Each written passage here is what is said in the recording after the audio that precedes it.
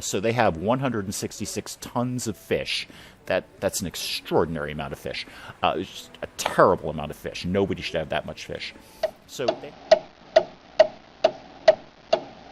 good morning, everyone. I'm Dave. Welcome back to the wee hours where I suffer from periodic bouts of insomnia and play games to pass the time. Today, I thought we'd take a crack at Winds of Trade, a sailing, trading, tycoon-y kind of game that I've been sort of test driving in my off time, and I found I'm just terrible at it. So I wanted to see if I could get any better at it because I love a good trading game, and this seems really, on its surface, very simple, but far more intricate than I thought it was, and I'm just very, very bad at it. So let's see if I can get better at it.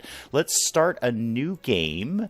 And I'm going to keep it on easy difficulty, not because I don't like a challenge, but because the difficulty setting doesn't really do anything with the complexities of the game. It just affects your starting money and how often pirates attack you. So we would start with $20,000, medium brings it down to 10, hard brings it down to 5, etc., etc., and pirates will attack more frequently. But the first thing that I've learned is we need all the starting money we can get because we're going to spend it really, really quickly. I'm going to keep it on all features unlocked, so all the game mechanics will be available right from the beginning because I want as much of the game as possible. But yes, we are going to start it on easy mode. And we have our first ship, Black Betha. Let's change the name of that ship. Let's call it the HMS Insomnia. HMS Insomnia. There we go. So our first ship will be a brig with medium cargo capacity and medium speed. We could go to schooner with low cargo, high speed, or galleon with high cargo, low speed, but let's just split the difference and stick with the brig, medium cargo, medium speed. Now, victory condition. This is where it gets interesting. We could go for millionaire, so the first trading company, and we are competing against other AI trading companies. The first trading company to reach a net worth of 1 million wins. Marathon, trading company with the highest net worth after 10 years wins. Or Conquest, which is not super realistic for me because I'm not so good at that part of it. Victory achieved once all opponents have gone bankrupt. So, I mean, we don't actually need to go out and kill them. We can just drive them into bankruptcy, but that seems overly complex for my level of skill with this game, which is minimal at best. Or we could just do sandbox and just kind of do as you feel. Let's have a goal, though. I want to have a goal, and I think marathon is the way we want to go, because that I don't normally like a time crunch in a game. I don't normally want to be under the gun in terms of finishing something in a certain period of time. But I think with this game, it kind of makes sense. If we can't get any traction after 10 years, we probably should get out of the trading business. So we're going to go with a marathon victory condition. So after 10 years, whoever has the highest net worth wins. And we'll keep it on normal for the map size. We don't really need jumbo. All right, let's grab the HMS Insomnia and start trading. Okay, we have the HMS Insomnia docked at Christchurch, which is our starting city, and those are somewhat procedurally generated. So every time I've started this game, we start in a new place with different towns and different areas and different stuff, basically. So what can we start doing here? Let's take a look at the town itself. In the city warehouse, which is where we're going to buy things. And P.S., let me just say this right up front. I have test-driven this game. I'm not very good at it. So if I give out poor information, it's due to ignorance. And I invite you, if you are really good in this game, I absolutely invite you to tell me what I could be doing differently, what I'm doing wrong, and what I could be doing right. So please feel free to chip in. But what we've got in the city warehouse is what we can purchase. So this is where we start our little trading empire. They've got beer, they've got books. That's actually uncommon. I don't see that very often. Paper, cigars, all sorts of good stuff here. Cigars we could buy at $3.98, but the thing is, I don't know where they're going to sell well. This is the first problem of this game, is I have basically information on this town and this town only. And so if I go out of here and go to, say, the next town over of Gilling, I don't really know what they're going to buy this for. I have no idea. So normally, I don't like to go from one town to the other empty-handed in a trading game. You should always be taking something. But in this particular case, what I'm going to do is a couple of things. I am going to go to the trade office of Christchurch and start upgrading it. So right now, I have no idea. This locked screen over here would tell me what the demand is for certain products in this town, and we need to upgrade it to level 3 in order to see that. So let's start spending some money. This is why I wanted a high starting amount of money to start with. That was a really roundabout way to say that. But upgrade trade office, yes. $1,000, yes. Now it's level 2. Let's keep it going. $2,000 to get at level 3. We've spent $3,000 and we haven't made a dime yet. But this is the important part. Now I know what's going to have high demand in Christchurch. So coffee has high demand. But if I had brought, say, copper here, that would have high demand, but gold wouldn't. So there's no demand for copper in Christchurch. If I had brought gold here, strangely, nobody wants to buy it. Medium demand for tobacco, so that will sell kind of meh. We'll make a little bit of money, but not much. Okay, so that's important information. Now we're going to go do that somewhere else. So we unpause this guy and right-click over here, and we can get our little ship on our merry way. The HMS Insomnia sails off to Gilling to see what may be going on over there. All right, so in Gilling, the first thing we have to do is open a trade office. We have no ability to trade in Gilling because they don't want to hear from us. We'll have reputations to deal with and how much cities like us and don't like us and all sorts of stuff. As I said, it starts out really, really simple and it gets really kind of intricate, or at least it does for me. Maybe it's not intricate for someone else. But for a trading game, there's a lot to this. So let's go ahead and open a trade office. That's going to cost us $500, sure. We're just bleeding money in the opening game here. And let's look at their trade office. Again, we have no ability to know what's high demand or low demand, so start the upgrading. Here we go. And another 2,000. There we go. All right. Now we've got 2 cities, and we know what's going to sell well in each one. Now, books. We saw some books in Christchurch, and there's very high demand for that in Gilling. So if we bring something back to Christchurch, buy some books, and then bring them back to Gilling, we should do all right. So what was really high demand? Well, actually, right off the bat, what do they have? They have some fish, some grain, some sugar. Okay. Can I actually buy opium? Oh, apparently I can. I actually did not mean to do that. Whoops. Yeah, I say I didn't mean to do that. I clearly clicked on the thing that said buy max. I just thought it wasn't going to work. So, yeah, this is where dopey me, who might be a little bit overtired, does stupid things. Now we're going to have to figure out where we can sell that opium, because that's probably contraband in virtually every city. We can deal with that, too. We can smuggle stuff in, which is kind of neat. But let's take the basic stuff. Fish, grain, and sugar. What's going to do well in Christchurch? So fish is very high demand. Okay, well, that's good enough for me. Fine. So how much fish do you actually have? You have quite a bit, and we're buying in tons. So they have 166 tons of fish. That's an extraordinary amount of fish. It's just a terrible amount of fish. Nobody should have that much fish. So they have 166 tons of fish. We may as well, as Penge from the Geek Cupboard would say, fill our boots with that. And so we've got 137 tons.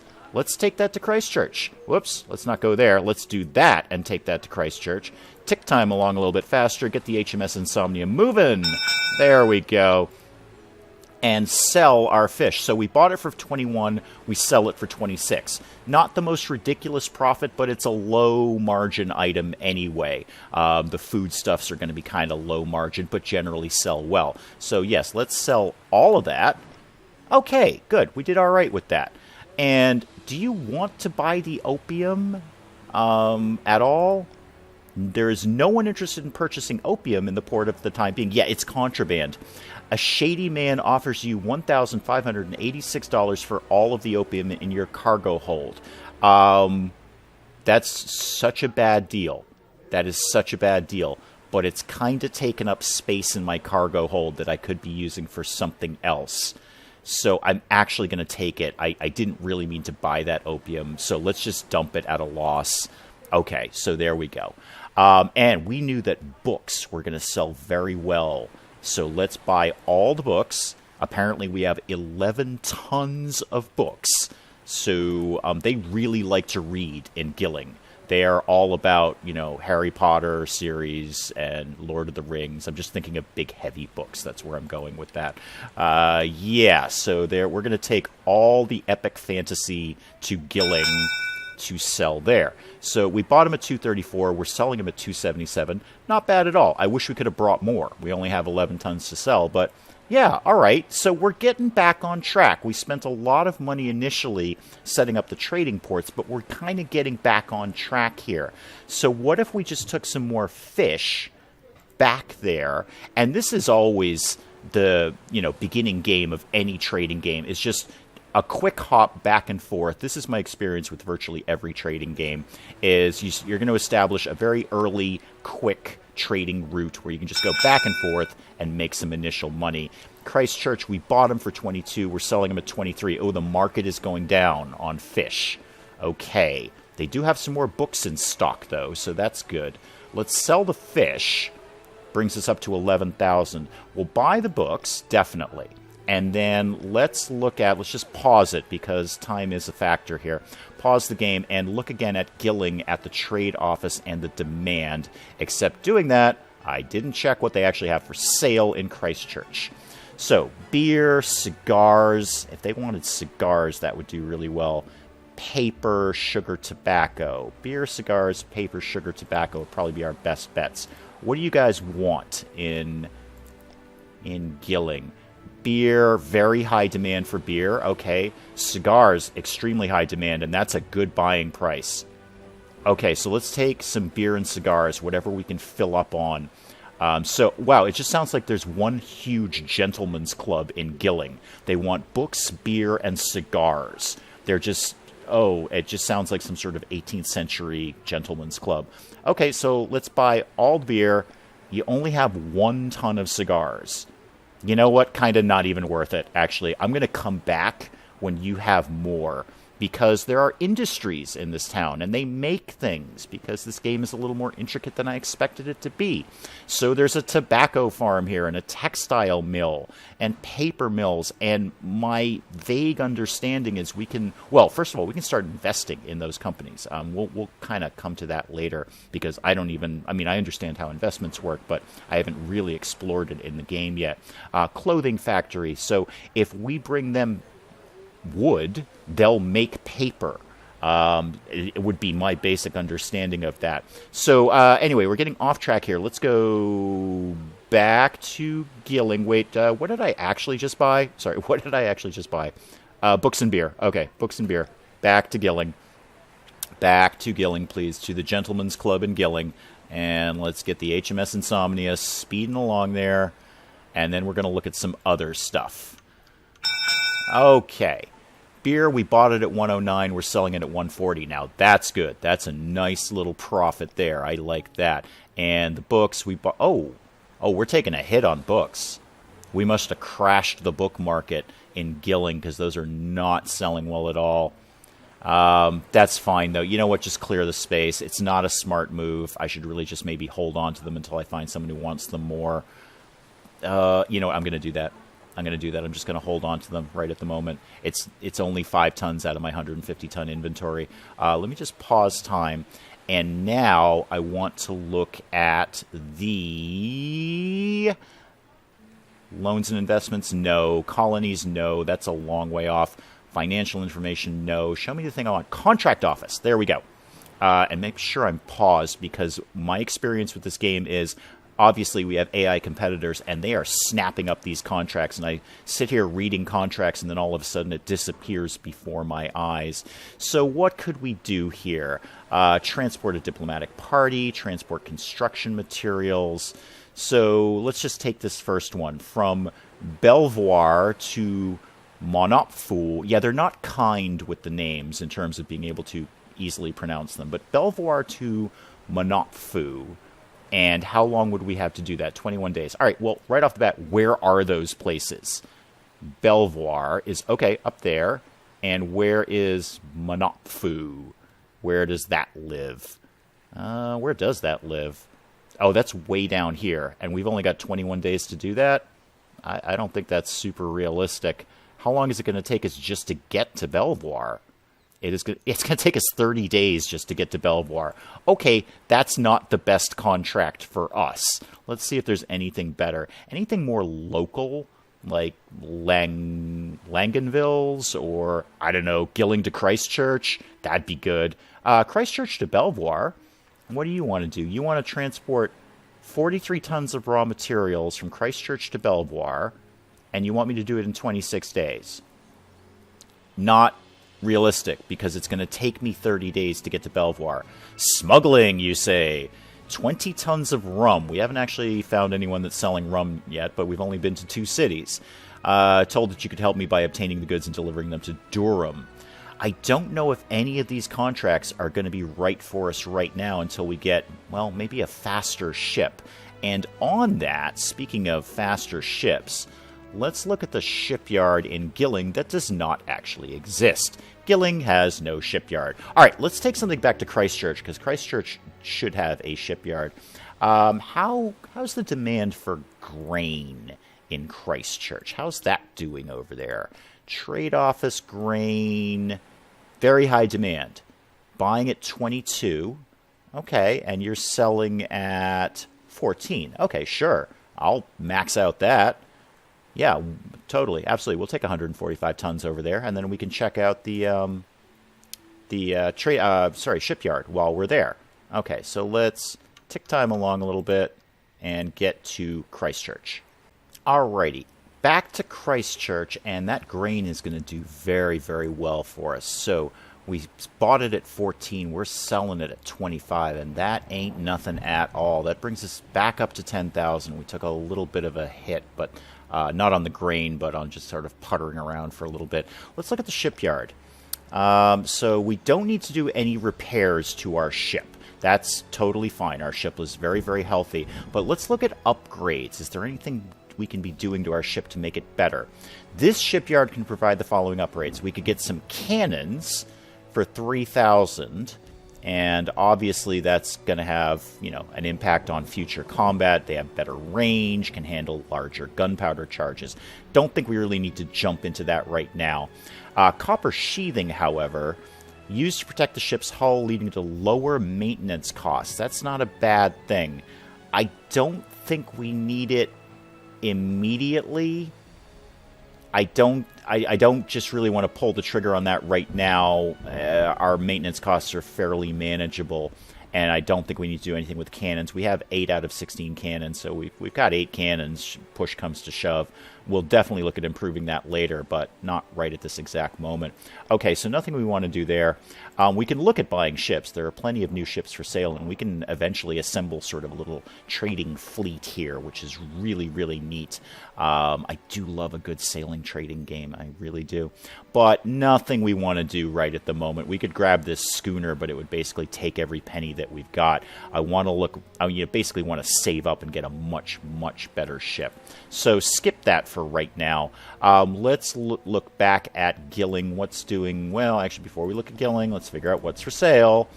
Got anything good? Tobacco. You have a lot of tobacco. And you have a lot of wood. And a fair bit of grain. Grain's probably not what we want to do. Okay, the book thing again. Now, are books still in high demand in Gilling? Let's look at the trade office.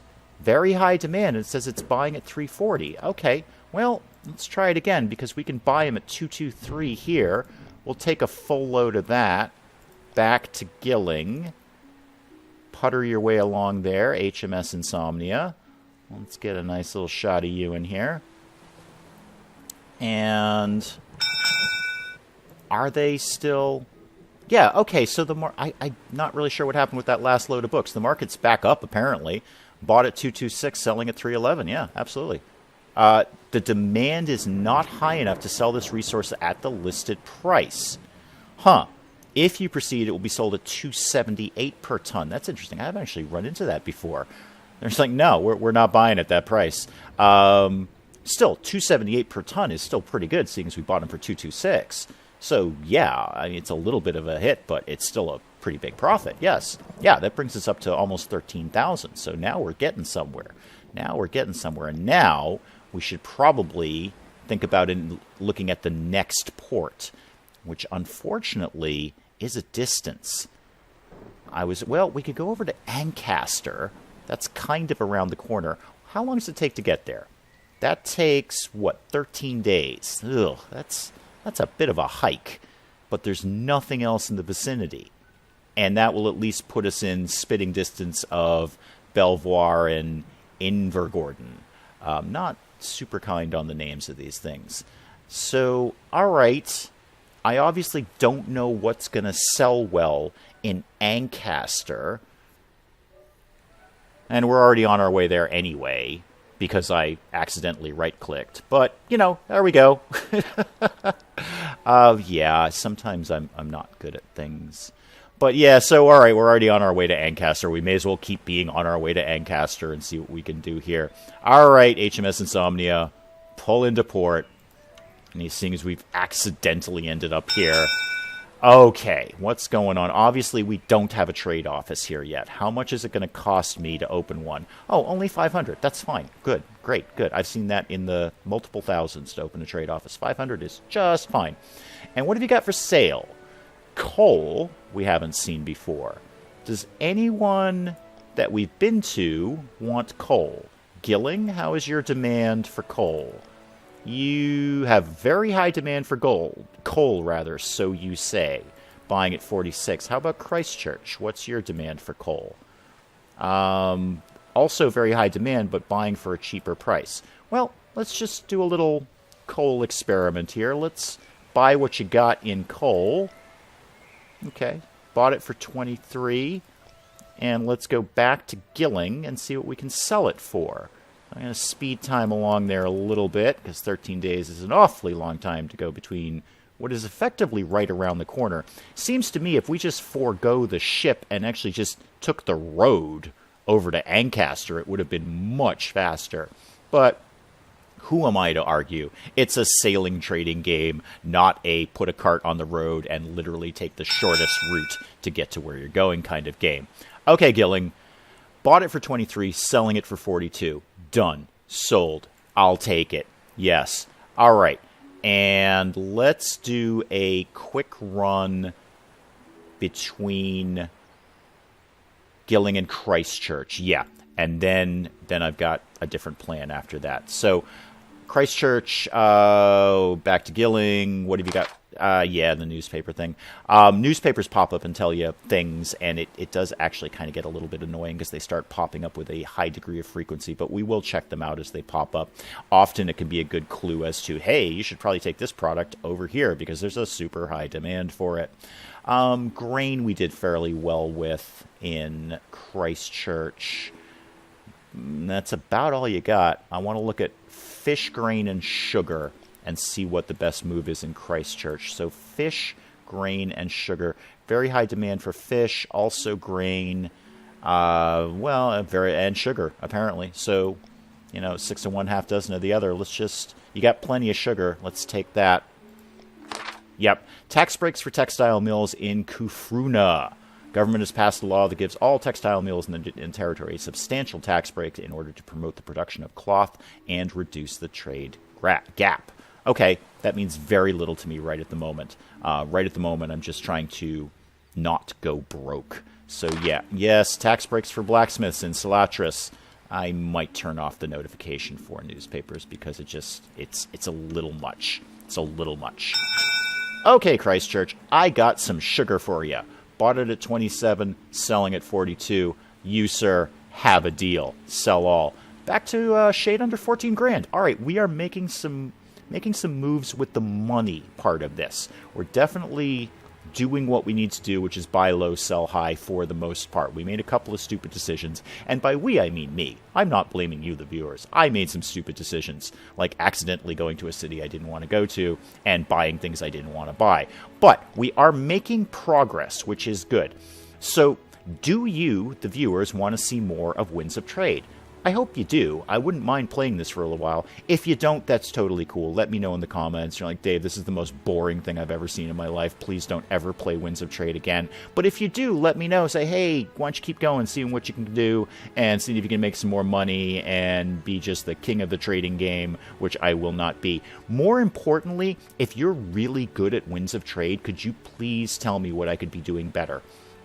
Because it is a much more complex game than I originally anticipated, and I'm sort of flailing around at this point. So if you are like the world's Winds of Trade expert, please let me know in the comments. Until then, I am Dave. Thank you, as always, for joining me in the wee hours, and we'll see you next time.